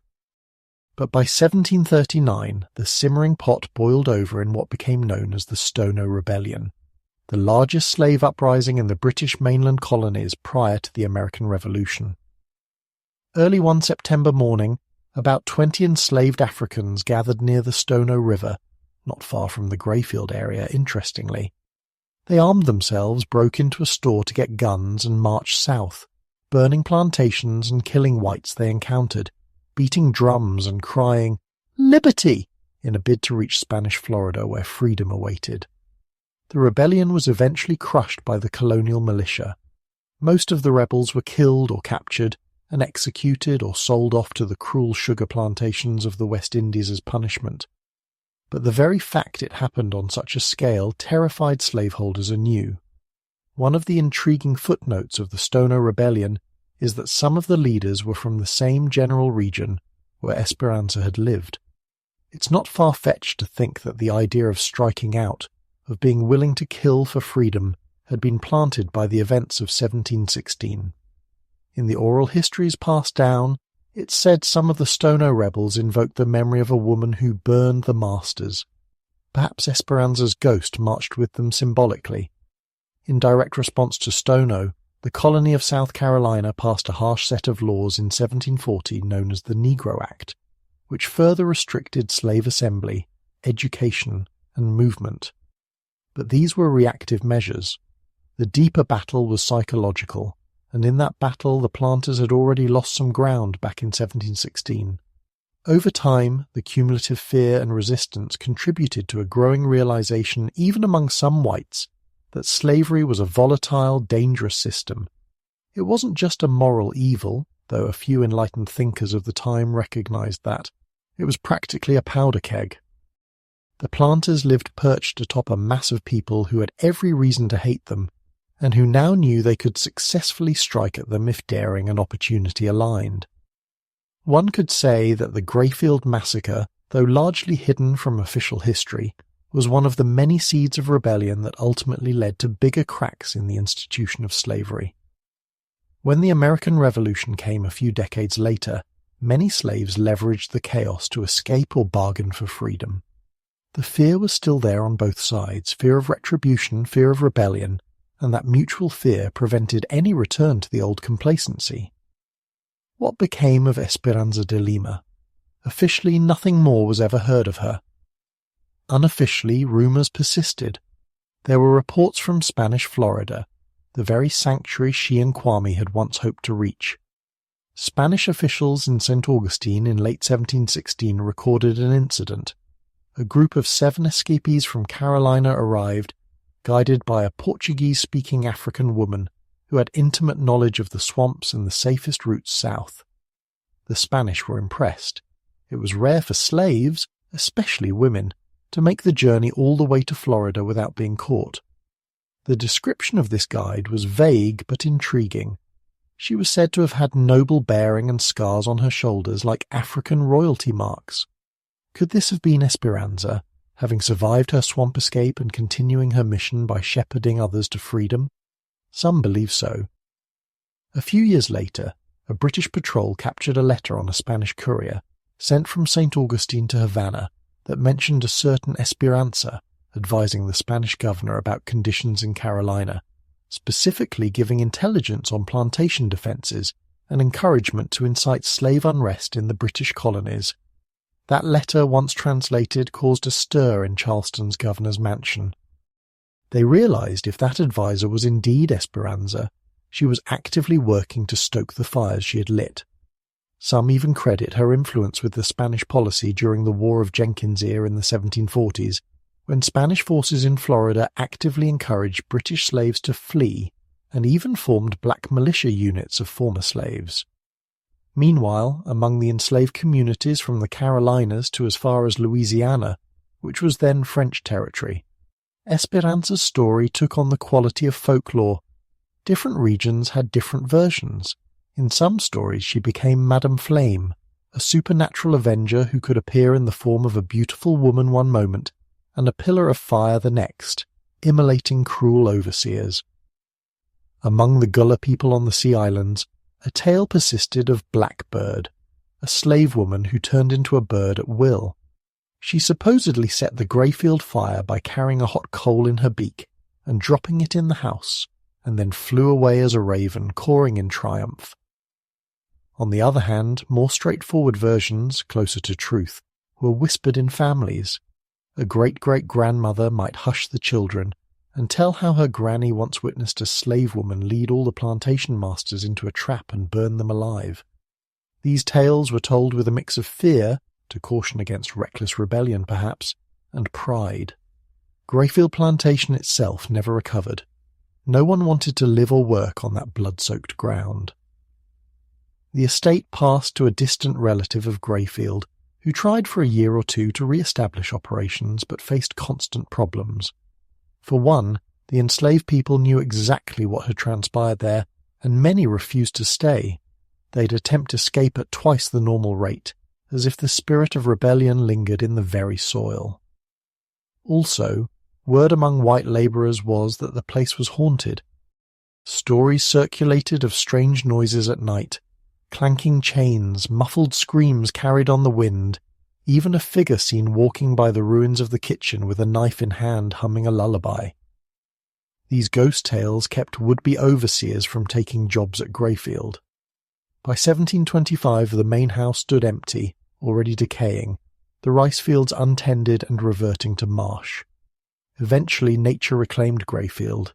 The magnificent house collapsed and was overtaken by vines and swamp water. Locals avoided the area. It gained a reputation akin to a cursed ground. To this day, that patch of earth is overgrown and quiet. Some say if you venture there on a still summer night, you can hear the faint crackle of a phantom fire and the sound of a woman's voice singing softly in an old language. But more tangible was the lesson that remained seared in the collective memory. The lesson Espiranza de Lima taught was simple yet profound. Those who treat human beings as property do so at their own peril. For property can think, property can feel, property can remember every cruelty, and sometimes property fights back. The story of Espiranza was kept alive clandestinely by those who needed the hope it inspired. Much later, long after the Civil War, when the archives were opened and the official records of the Greyfield Massacre were finally studied by scholars, it confirmed what many in the African American community already knew in their hearts, that a woman long ago had struck a blow for their ancestors' dignity. She had no monument, no entry in the history textbooks of the time, but her influence was there, in every act of resistance that followed. Espiranza de Lima had rewritten the rules of revenge and shown that even in the darkest of times, courage and justice can ignite a flame that tyranny cannot extinguish. What do you think of this story? Do you believe every detail has been revealed, or might there still be secrets buried in the swamps and archives of our nation's dark history? Leave your thoughts in the comments below. We're eager to hear your take on this remarkable tale of resistance and retribution. If you found this deep dive into America's hidden past engaging, and you want more stories that shine a light on buried truths, then subscribe to our channel and hit the notification bell. We unearth these long-lost narratives regularly, and you won't want to miss them. And do share this video with others who appreciate the power of untold stories, because history is often written by the victors, but sometimes the voices of the victims find a way to be heard across the centuries. Until next time, remember Espiranza's lesson. Justice may burn slower than coal, but it burns complete. Stay safe, stay curious, and we'll see you in the next video.